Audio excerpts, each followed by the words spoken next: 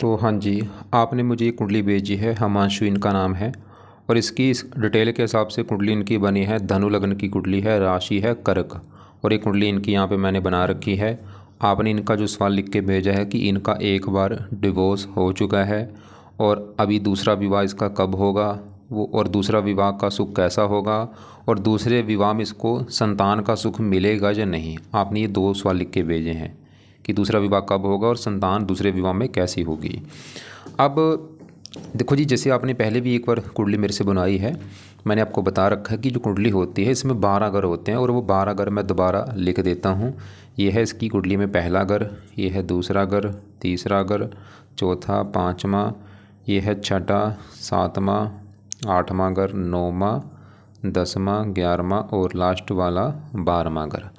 अब 12 घरों से इस जातक के जीवन के बारे में कुछ ना कुछ पता किया जाएगा। जैसे कि पहले घर से तो हम पता करेंगे इसका जो शरीर है वो कैसा होगा, हेल्थ कैसी होगी, स्वभाव कैसा, रंग रूप कैसा। दूसरा घर इसके धन का है, तीसरा घर छोटे भाई बहनों का, चौथा घर इसकी माता, मकान, वाहन, पाँचवा इसके बच्चों का है, छठा घर शत्रु, रोग, कर्जा, सातवां इसकी पत्नी का घर है जो सवाल भी है, आठवें घर से उम्र देखेंगे, नौवें घर से भाग्य है, 10वां घर इसके कामकाज का है, 11वां घर आमदनी और 12वें घर से इसके खर्चे देखे जाएंगे। तो हमने इस जातक के बारे में, इसका जो हिमांशु नाम है, हिमांशु के जीवन के जो भी कुछ इसके बारे में जानना वो घर देखना है। मान लो इसकी अगर हमने इसकी माता के बारे में जानना है, हिमांशु की माता कैसी होगी, चौथा घर है माता का घर और चौथे घर में नंबर लिखा है 12, 12 है मीन राशि, मालक गुरु, तो माता के लिए गुरु को देखना पड़ेगा। ऐसे मान लो हमने हिमांशु का भाग्य देखना है, इसकी किस्मत कैसी होगी, तो नौवें घर से देखा जाता है भाग्य है। अब नौवें घर में एक नंबर लिखा है 5, 5 है सिंह राशि, मालक है सूर्य, तो भाग्य के लिए सूर्य को देखा जाएगा। तो आपको मेरा कहने का अभी मतलब समझ आ चुका होगा कि जो भी कुछ देखना है वो घर देखना है और घर का मालक देखा जाता है। अब सवाल है कि इसकी कुंडली है कैसी। इसकी कुंडली में देखो जी, ग्रह अच्छे भी हैं, ग्रह खराब भी हैं। खराब ग्रह कौन से हैं? एक तो इसका मुझे खराब इसका राहु लगा है, बहुत ज़्यादा खराब है, और ये शनि खराब लगा है। ये दो ग्रह खासकर खराब हैं। अब पहले इसका हम, क्योंकि आपका जो सवाल है इसकी पत्नी के बारे में आपने पूछा है कि एक बार इसका डिवोर्स हो चुका है। अब पहले इसकी कुंडली में हम ये अभी देखेंगे कि इसकी कुंडली विवाह के हिसाब से कैसी है, पत्नी के हिसाब से कैसी। तो पत्नी का जो घर है कुंडली में वो है 7वां घर, तो 7वें घर से इसके हिमांशु की पत्नी के बारे में जाना जाएगा। पत्नी कैसी होगी, पत्नी का सुख है या नहीं, 7वां घर देखा जाएगा। और आपको अभी मैंने फार्मूला बोला था, घर का मालक देखा जाता है। तो 7वें घर में देखो जी, नंबर क्या लिखा है 3 3 है मिथुन राशि, इसका मालक है बुध। तो इसके 7वें घर के मालक बुध को देख के पता चलेगा पत्नी के बारे में कि बुध अच्छा है या बुरा है। और बुध के अलावा 7वें घर के ऊपर जिस ग्रह की दृष्टि है, मंगल की दृष्टि है, मंगल को भी देखना पड़ेगा भाई। और एक शुक्र जो होता है पत्नी का कारक होता है, शुक्र को भी देखना पड़ेगा। मतलब इसकी पत्नी के लिए मुझे 3 ग्रह दिखने पड़ेंगे। एक तो पत्नी के घर के मालक बुध ग्रह को देखना पड़ेगा, पत्नी के घर के ऊपर दृष्टि है मंगल की, वैसे गुरु केतु की भी दृष्टि है लेकिन खासकर मंगल को ज़रा देखना पड़ेगा। और शुक्र पत्नी का कारक है। लेकिन सबसे जो मेन जो होता है वो घर का मालक होता है। इन घरों का जो मालक है वो मेन होता है। जैसे 7वां घर पत्नी का घर है तो 7वें घर में 3 लिखा है, मालक बुध। अब सवाल कि इस लड़के का, हिमांशु का बुध कैसा है जो कि पत्नी के घर का मालक है। तो बुध देखो जी बैठा है 5वें घर में, घर तो अच्छे में बैठा है। और यहाँ पे जो मंगल, ये जो एक लिखा है, ये मंगल घर में बैठा है और मंगल को अपना मानता है दुश्मन। ये अच्छी बात मुझे नहीं लगी और ये भी कोई बात नहीं। इसका मतलब जो बुध और सूर्य जो है ये तो है तो अच्छे थे, लेकिन गड़बड़ क्या है कि इनके साथ बैठा है यहाँ पे राहु। मतलब बुध जो है, देखो मैं फिर बोलता हूँ, बुध इसका है अच्छा, मतलब जो बुध है ये सामान्य मात्रा में अच्छा है, लेकिन बुध ग्रह को खराब कर दिया साथ में बैठे राहु ग्रह ने। यहाँ पे दोष बन चुका है। ऐसे इसका सूर्य भी यहाँ पे अच्छा है लेकिन वो पीड़ित है राहु के साथ बैठ के, ग्रहण दोष बना है। अब बुध क्योंकि पत्नी घर का मालक है, अगर बुध यहाँ पे अकेला होता भाई, राहु के साथ ना होता, फिर तो इसको पत्नी का सुख मिलता अच्छा, पत्नी प्रेम करने वाली होती, विवाह का सुख अच्छा मिलता, विवाह जल्दी हो जाता। लेकिन इसके साथ में जो राहु बैठा है, राहु क्योंकि एक ऐसा ग्रह है जिसके साथ बैठता है उस ग्रह को खराब कर देता है। राहु यहाँ पे बुध के साथ बैठा है, तभी आपने जैसे बोला ना इसका एक बार डिवोर्स हो चुका है, यहाँ पे दिख रहा है क्योंकि पत्नी घर का मालक बुध राहु के साथ बैठा है और बुध अस्त भी है और दुश्मन के घर में बैठा है। मतलब बुध यहाँ पे एक तो अस्त है, डेड अवस्था में है, दुश्मन के घर बैठा है और साथ में राहु के बैठा है। सबसे बड़ा वैसे कारण राहु के साथ बैठा है। अब इसी घर में देखो जी जो सूर्य, सवाल कि सूर्य कैसा है। सूर्य भी इसका अच्छा है, लेकिन सूर्य भी साथ में क्योंकि राहु के बैठे थोड़ा सा पीड़ित है। अब सूर्य यहाँ पे क्या अच्छे फल देगा। सूर्य यहाँ पे जो एक लिखा है मेष राशि में उच्च का बैठा है सूर्य, तो और ये जो पांचवा घर है जहाँ ये बैठे हैं 3 ग्रह सूर्य बुध राहु, ये पांचवा घर है। और पांचवा घर होता है संतान का घर। इसकी जो हिमांशु की संतान के लिए हमें पांचवा घर देखना पड़ेगा। और फार्मूला होता है घर का मालक देखा जाए तो पांचवें घर में लिखा है एक मेष राशि मालक मंगल। तो मंगल को देख के पता चलेगा इसकी संतान के बारे में। और मंगल के अलावा पांचवें घर में राहु बुध सूर्य बैठे, तीनों को भी देखना पड़ेगा। तो यहाँ पे जो सूर्य है संतान घर में उच्च का बैठा जो एक है, सूर्य मतलब अच्छा है, बस थोड़ा सा राहु से पीड़ित है। मतलब सूर्य ये दिखा रहा है कि इसको संतान का सुख अच्छा मिलेगा। सूर्य यहाँ पे पुत्र होने के योग लेके बैठा है कि इसके पुत्र होंगे, इसका पुत्र काफ़ी मेहनती होगा, तेजस्वी होगा, बुद्धिमान होगा, समझदार होगा, गुणी होगा।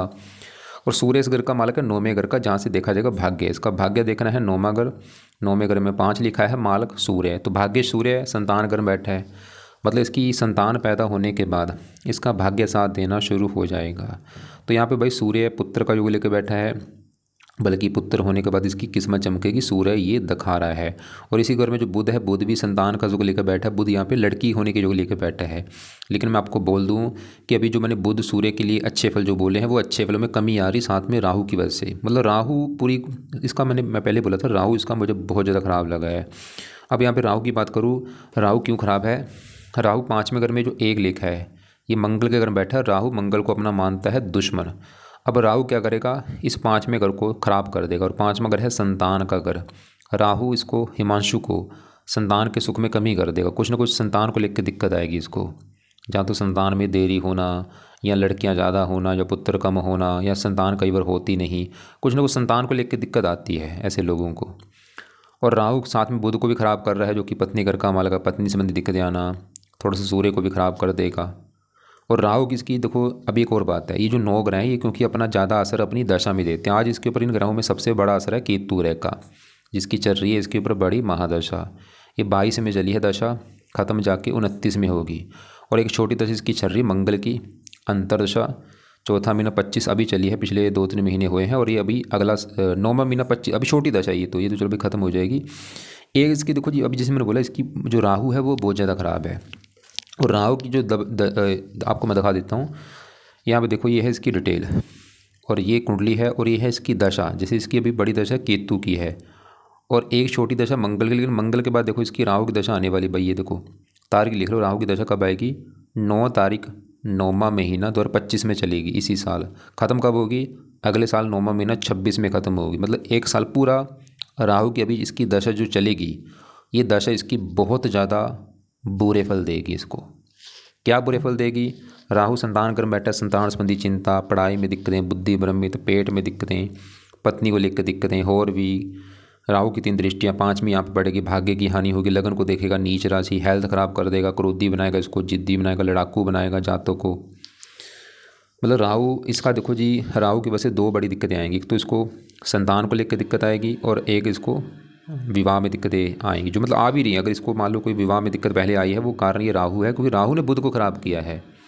अगर इसको पहले संतान को लेकर कोई दिक्कत आई है, वो कारण भी राहु है। आपको मैं अभी दिखा भी देता हूँ इसके बारे में शास्त्रों में क्या लिखा है।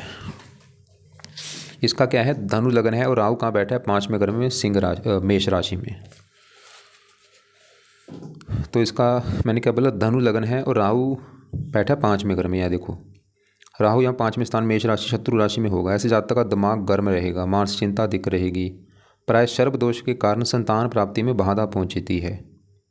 मतलब संतान संबंधी कुछ न कुछ चिंता होती है, कुछ भी चिंता हो सकती है। जहाँ तो संतान कई बार होती नहीं, जहाँ होती है लड़कियाँ ज़्यादा होती हैं, जहाँ कई बार गर्भपात होना या संतान में देरी होना, विद्या में रुकावट होती है। ऐसे जातक का तीर्थ सहाय होगा, कार्य तो कर देगा लेकिन वो बीच में छोड़ देगा, व्यापार में घाटा, बार बार बदलाव आता रहेगा। ऐसे जातक क्रोधी व क्रूर होगा।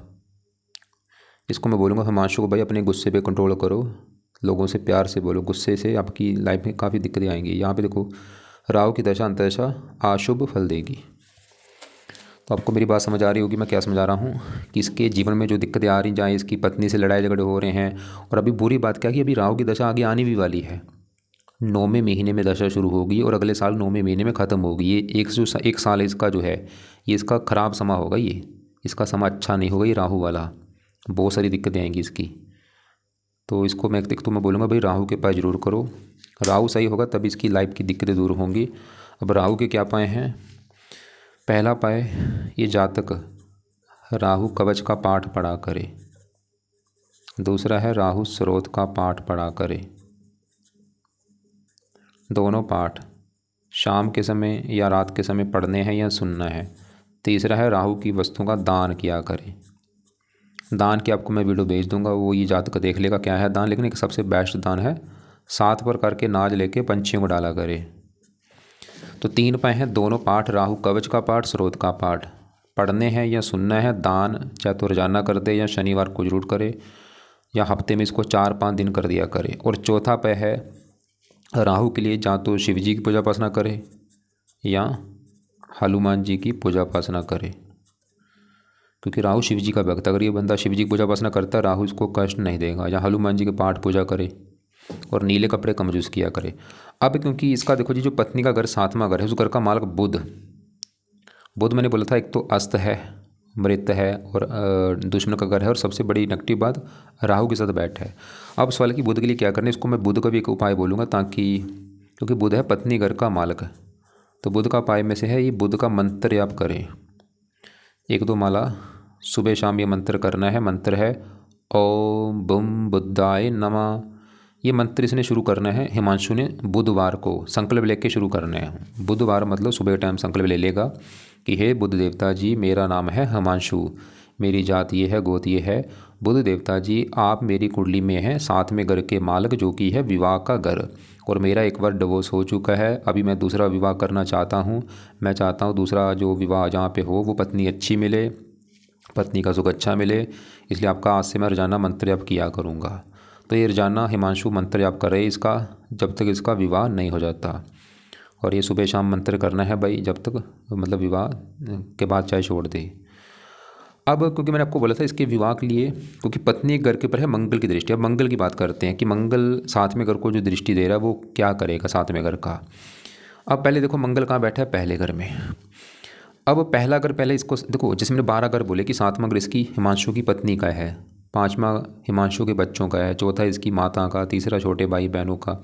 ऐसे जो पहला घर है ये हिमांशु का घर है। हिमांशु जो है वो कैसा होगा, इसका स्वभाव कैसा होगा, बोलबानी कैसी होगी, पर्सनैलिटी कैसी होगी, पहला घर देखना पड़ेगा भाई। और फार्मूला है पहले घर का मालिक देखो, पहले घर में 9 लिखा है, मालिक गुरु। गुरु को देख के पता चलेगा इसके बारे में। और गुरु के अलावा पहले घर में क्योंकि मंगल भी है, मंगल को भी देखना पड़ेगा।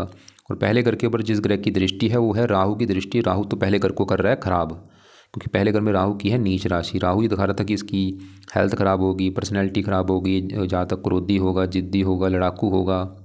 और खासकर अभी राहु की जो दशा भी आएगी इसमें इसको हेल्थ को भी लेके दिक्कतें आएंगी, गुस्सा इसका बढ़ जाएगा, चिंता बढ़ जाएगी, रुकावटें बढ़ जाएंगी, स्ट्रगल बढ़ जाएगा, किस्मत साथ नहीं देगी अभी राहु की दशा में।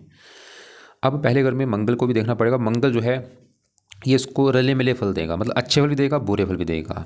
मंगल अच्छे फल क्या देगा, मंगल पहले घर में बैठा गुरु घर में, मंगल पहले घर को तो कर देगा अच्छा। मंगल इसको काफ़ी मेहनती बनाएगा, साहसी बनाएगा, उद्यमी बनाएगा, पराक्रमी बनाएगा। मंगल 5वें घर का मालिक को क्या बैठा है, इसको पढ़ा लिखा बनाएगा, बुद्धिमान बनाएगा। लेकिन मंगल एक क्रूर ग्रह है तो इसको थोड़ा सा मंगल भी क्रोधी बनाएगा। मंगल की वजह से भी इसको मतलब गुस्सा आएगा जातकों को। और मंगल की होती हैं 3 दृष्टियाँ, यहाँ से पड़ेगी चौथी दृष्टि चौथे घर के ऊपर। चौथे घर का तो कर देगा अच्छा, मकान वाहन के लिए अच्छा है। लेकिन मंगल का बुरा फल क्या देगा, इसकी 7वीं पड़ेगी दृष्टि 7वें घर के ऊपर, जो कि है पत्नी का घर। और यहाँ पे बना है मंगल दोष, इसकी कुंडली मंगल दोष बना। अब मंगल दोष की वजह से 2 चीज़ें होंगी, एक तो इसके विवाह में देरी होगी, दूसरा विवाह होने के बाद पति पत्नी में बनती नहीं, लड़ाई झगड़े होते हैं। और वो लड़ाई झगड़े होने का भी कारण इसका गुस्सा होगा जातक का। हिमांशु के गुस्से की वजह से पति पत्नी में लड़ाई झगड़े होंगे। तो अब मतलब यहाँ पे देखो मैंने आपको बोला था इसके विवाह में जो दिक्कत आई, एक तो पत्नी घर का मालिक बुध राहु के साथ बैठा है, वो भी दिक्कत आने का कारण है। और एक कारण इसका भी ये जो मंगल दोष बना ये भी इसकी कुंडली में दिखा रहा है कि इसको विवाह में जो दिक्कत आई वो भी ये कारण है, मंगल दोष बना हुआ है कुंडली में। और मंगल 8वीं दृष्टि से 8वें घर को देखा, यहाँ पे नीच राशि, इसकी हेल्थ भी थोड़ी सी ख़राब करेगा। तो यहाँ पे सवाल कि मंगल दोष जो बना है वो ख़त्म कैसे हो। वैसे तो देखो जी एक बार डिवोर्स होने के बाद दूसरी बार जो मंगल दोष है वो ख़त्म हो जाता है, कट हो जाता है। अब इसको दोबारा मंगल दोष देखने की ज़रूरत नहीं है, मतलब जिससे विवाह करेगा मंगल दोष नहीं देखना, क्योंकि वो एक बार विवाह के बाद ख़त्म हो जाता है। फिर भी इसको मैं बोलूँगा कि मंगल के लिए एक इसने उपाय जरूर करना है। अगर ये बिल्कुल मंगल दोष खत्म करना चाहता है, वो है ये हनुमान जी की पूजा उपासना करे, क्योंकि मंगल क्या है, एक देवता है, इसका भी आगे जो देवता वो है हनुमान जी। तो अगर ये हनुमान जी की पूजा उपासना करता है, इसके देखो जी 3 ग्रह अच्छे हो जाएंगे। मंगल भी अच्छा होगा, जो मंगल दोष बना है वो खत्म हो जाएगा। राहु अच्छा होगा, जो कि यहाँ पे मैंने बोला भी था, राहु के लिए हनुमान जी की पूजा उपासना करे। और इसका शनि भी खराब है, कुंडली में 12 में अगर बैठा है, शनि भी अच्छा हो जाएगा। तो हिमांशु ने भाई हनुमान जी की पूजा उपासना जरूर करनी है। क्या पूजा उपासना में करना है, एक तो हनुमान जी के मंदिर जाना शुरू कर दे, दूसरा है हनुमान जी के जो पाठ है वो पढ़ना शुरू कर दे। कभी हनुमान चालीसा पढ़ लिया, कभी संकट मोचन पढ़ लिया, कभी बजरंग बन पढ़ लिया, कभी अंगारक स्रोत पाठ पढ़ लिया, ऐसे पाठ पढ़ा करे और जानना। अब तो अब इसकी देखो जी आगे बढ़ते हैं। इसका अभी हमने इसका बुध देखा, सूर्य देखा, है तो अच्छे थे, बस वो राहु से पीड़ित हैं। बाकी मंगल मैंने बोला कई प्रकार के अच्छे फल दे रहा है, बस थोड़ा सा बुरे फल क्या देगा, पत्नी के लिए अच्छा नहीं है, क्योंकि साथ में अगर को देख रहा है पत्नी से लड़ाई झगड़े कराएगा, मंगल दोष बना है। बाकी कई प्रकार के अच्छे फल भी देगा मंगल, ऐसा नहीं कि बिल्कुल बुरा है भाई, कई चीज़ें अच्छी भी दे रहा है, बस पत्नी के लिए अच्छा नहीं है वो। और पहले घर का मालक गुरु वो ठीक है, तीसरे घर में बैठा है, और चौथे घर का भी मालक हो गया बैठा है मंगल। गुरु ये दिखा रहा है कि ये जातक काफ़ी मेहनती होगा, साहसी होगा, पराक्रमी होगा, उद्यमी होगा, मेहनत के बल पर अपना मकान वाहन बनाएगा, और गुरु की दशा अच्छी जाएगी इसकी। बाकी इसके 8वां घर जो है उम्र का, उस घर में 4 लिखा है, मालक चंद्रमा, और चंद्रमा इसी घर में बैठा है। चंद्रमा अच्छा है क्योंकि अपने घर में बैठा है, उम्र लंबी कर देगा इसकी। और इसका शुक्र 6ठे घर में है तो खराब कर, लेकिन शुक्र का ही अपना ही घर है, यहाँ पे 2 लिखा है, ये इस घर का अच्छा कर देगा। एक इसका शनि भी मुझे ख़राब लगा। अब शनि क्या दिक्कत देगा, उससे पहले समझो ये जो दूसरा घर है किसका है। दूसरा घर इसके हिमांशु के धन का घर है। ये जो हिमांशु है कितना धनी होगा, कितना धन जोड़ेगा, दूसरा घर देखना पड़ेगा। दूसरा घर इसके परिवार का भी है, दूसरा घर हिमांशु की वाणी का भी है। अब क्योंकि फार्मूला है घर का मालक, देखो दूसरे घर में क्या लिखा है 10 मकर राशि, मालक कौन है शनि। तो शनि को देख के हमें पता चलेगा इसके धन के बारे में। और शनि कहाँ बैठा है, 12वें घर में, खराब घर में, और वहाँ पे बैठा भी मंगल घर में है। तो धन का मालक शनि, 12वां घर खर्च का घर है, मतलब धन खर्च, शनि इसके धन को खर्च कराएगा। और 12वां घर हानि का है, धन की हानि होगी, मतलब शनि की वजह से सबसे बड़ी दिक्कत इसके धन को लेके आएगी। ये जहाँ तक धन जोड़ नहीं पाएगा, धन खर्च होता रहेगा, धन की हानि होना, परिवार का घर है, परिवार को लेकर दिक्कत आना। अब शनि के बारे में थोड़ा सा आपको मैं दिखा देता हूँ कि शास्त्रों में इसके बारे में क्या लिखा है। इसका है धनु लगन है, और शनि 12वें घर में। शनि ये तीसरे घर का भी मालक है, पराक्रम योग भी यहाँ पे बनेगा। तो शनि धनु लगन है, शनि कहाँ बैठा है 12वें घर में। यहाँ पे पढ़ो ये क्या लिख रखा है, धनु लगन में शनि स्थिति 12वें स्थान में। यहाँ पे या बाद में पढ़ लेना। धनहीन योग बना, पराक्रम योग बना। ऐसे जातक धन, यश, पद, प्रतिष्ठा, कुटुंब सुख और भाग्योदय के मामले में काफ़ी दिक्कतें उठाएगा। परेशानी एक के बाद एक उसका पीछा नहीं छोड़ेगी। ननिहाल मामा है, पत्या पक्ष से भी कम बनेगी। जातक विदेश जाकर फंस जाएगा। ये शनि की दशा में खासकर दिक्कतें ज़्यादा आएंगी इसको। धन आएगा पर खर्च होता चला जाएगा, खर्चों से परेशान होगा। सभी चीज़ें वैसे लागू नहीं होती, कुछ चीज़ें इसमें से लागू जरूर होंगी। दंत रोग होगा, वाणी विशैली मतलब क्रोधी होगा। यहाँ पे लिखा शनि की दशा खराब फल देगी, मतलब शनि की दशा में दिक्कतें बढ़ेंगी। तो शनि का बुरा फल देखो, शनि इसको विवाह में दिक्कतें आ रही वो शनि कारणी है। शनि मतलब दिक्कतें इसके धन को लेकर देगा खासकर। तो अगर ये जातक हिमांशु को धन को लेकर दिक्कत है, धन खर्च होता है, धन की हानि है, तो इसको ये कारण शनि है इसका। तो शनि के लिए इसने एक उपाय करना है बेस्ट, शनि मंदिर जाया करे भाई, माथा टेकने, खासकर शनिवार को जरूर। वैसे तो और भी उपाय हैं, क्योंकि हो सकता है ये ज़्यादा उपाय ना कर पाए, लेकिन एक ही उपाय बोलूँगा, शनि मंदिर माथा टेक के है। एक उपाय और कर ले, शनि का दान भी कर दिया करे शनिवार को। तो 2 उपाय इसने करने हैं। और दान क्या है, जैसे कि सरसों का तेल दान कर दिया, काले उड़द की दाल का दान कर दिया। वो दान की वीडियो आपको मैं भेज दूंगा, वो देख लेना आप। अब देखो जी, आपने एक सवाल क्या बोला था, एक तो मुझे बोला है कि इसका अगर दूसरा विवाह कब होता है। इसका मैं एक बार दोबारा फिर बता दूं कि इसका जैसे अभी तो बड़ी दशा केतु की, और छोटी दशा इसकी है मंगल की। और मंगल की दशा अभी ख़त्म होगी 9वां महीना 25 में, इसके बाद चलेगी राहु की दशा 9वां महीना 25 में, और राहु की दशा 9वां महीना 26 अगले साल में ख़त्म होगी। तो मैं इसको बोलूँगा हिमांशु को कि भाई राहु की दशा में तो विवाह मत करना। राहु की दशा में विवाह नहीं करना। और राहु की दशा के बाद जो गुरु की दशा आएगी 9वां महीना 26 से लेके 9वां महीना 27 तक, इसमें आपके विवाह होने के काफ़ी योग हैं, दूसरा विवाह होने के योग हैं। इसमें आप विवाह करना, राहु गुरु की दशा जो आगे आएगी। अभी राहु की दशा जो चलेगी इसमें विवाह नहीं करना, क्योंकि इसमें भी आपको हो सकता है इसमें भी आपके साथ धोखा हो जाए, कोई ऐसी लड़की मिल जाए उसके साथ भी आपकी हो सकता है लड़ाई झगड़े हों। और इसको मैं हुमांशु को फिर बोलूँगा कि अगर ये चाहता है कि इसकी दूसरा विवाह अच्छा रहे, मतलब दूसरे विवाह में कोई दिक्कत ना आए, पत्नी अच्छी मिले, तो इसने जो मैंने अभी उपाय बोले हैं वो इसको उपाय करने पड़ेंगे। खासकर बुध के जो उपाय हैं वो जरूर करे, क्योंकि बुध है पत्नी के घर का मालक। बुध के मंत्र करता है तो दूसरे विवाह का सुख अच्छा मिलेगा, पत्नी अच्छी मिलेगी। और जो मंगल दोष बना है उसके लिए हनुमान जी की पूजा उपासना करे। और जिसने इसके एक बार डिवोर्स हुआ है वो बड़ा कारण ये राहु है, क्योंकि राहु बुध को खराब कर रहा है। तो राहु के जो उपाय हैं वो भी करे, मतलब क्योंकि 2-3 कारण यहाँ पे बने हैं जो इसका डिवोर्स हुआ है। और इसको अगर बच्चा, मतलब बच्चे में कोई दिक्कत आई है, पहले विवाह में बच्चा नहीं हो पा रहा, जहाँ जो भी दिक्कत आई है, क्योंकि वो राहु इसके संतान घर में बैठा, आपको मैंने अभी दिखाया भी था। यहाँ पे सर्प दोष बना है, मतलब राहु की वजह से एक तो इसको बच्चों को लेकर दिक्कत आएगी और एक विवाह में दिक्कत आएगी। तो दोबारा रिपीट कर दूँ क्या क्या उपाय बोले हैं। एक तो राहु के उपाय बोले हैं कि राहु कवच, राहु स्रोत, दोनों पाठ पढ़ने हैं या सुनने हैं शाम या रात के समय। राहु का दान करे। दान क्या है आपको मैं वीडियो भेज दूंगा, लेकिन दान एक सबसे बेस्ट है, सतनाजे का दान जरूर करे। और राहु के लिए शिव जी और हनुमान जी की पूजा उपासना करे, इनके मंदिर जाया करे। और पत्नी घर के मालिक बुध का मंत्र करे, ताकि दूसरा विवाह अच्छी जगह हो, पत्नी वो अच्छी मिले। और बुध का मंत्र सुबह शाम दोनों टाइम करना है।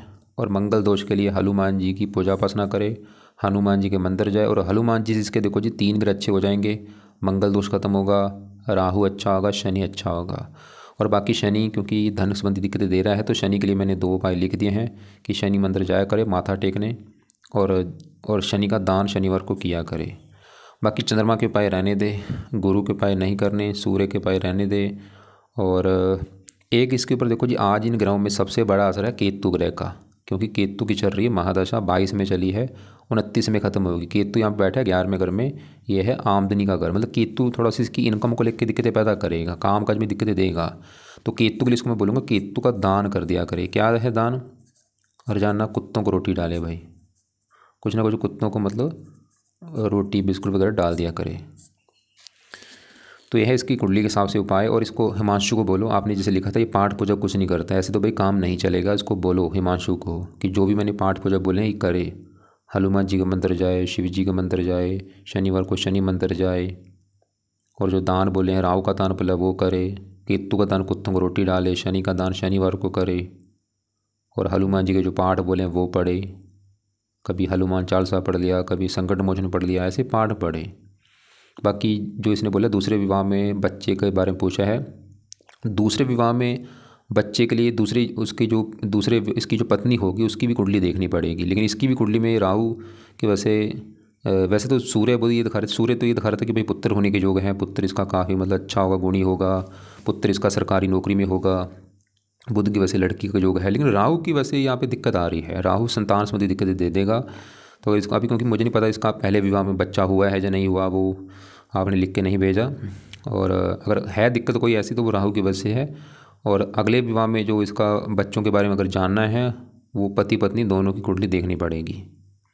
तो अब ऐसा करना, अभी देखो जी जो भी आपके फिर भी कोई बात समझ नहीं आ रही मेरी, तो आपको जो कुछ पूछना है जहाँ तो आपका सवाल व्हाट्सएप पे लिख के भेज देना, या आप मुझे दोपहर को 1-2 के बीच में कॉल करके पूछ लेना, या मुझे आप दोपहर के बाद कॉल कर लेना, मैसेज एक बार कर देना कॉल करने से पहले।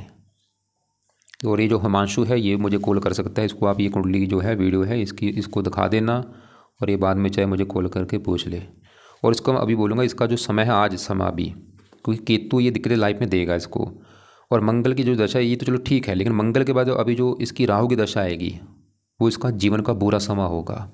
1 साल की दशा, उसमें इसने काफ़ी परहेज रखना है। परहेज ये रखना है फालतू में कोई पैसा कहीं पे इन्वेस्ट मत करे, कोई लोगों से लड़ाई झगड़े मत करे, अपने काम से मतलब रख के फालतू में घूमने फिरने से बचना है, लोगों से लड़ाई झगड़े नहीं करने, मतलब संभल के रहना है। जो राहु की दशा है उसमें विवाह नहीं करना, और भी कोई बच्चे लेने के बारे में नहीं सोचना उसमें। वो भी इसी 9वें महीने में शुरू होगी दशा राहु की, और अगले 9वें महीने में ख़त्म होगी। हाँ अगर ये उपाय करता है, पाठ पूजा करता है, फिर तो राहु इसको कष्ट नहीं देगा। तो तभी मैं बोल रहा हूँ इसको पाठ पूजा अगर करता है फिर तो कुंडली अच्छी हो जाएगी, जो ग्रह खराब फल दे रहे हैं वो नहीं देंगे।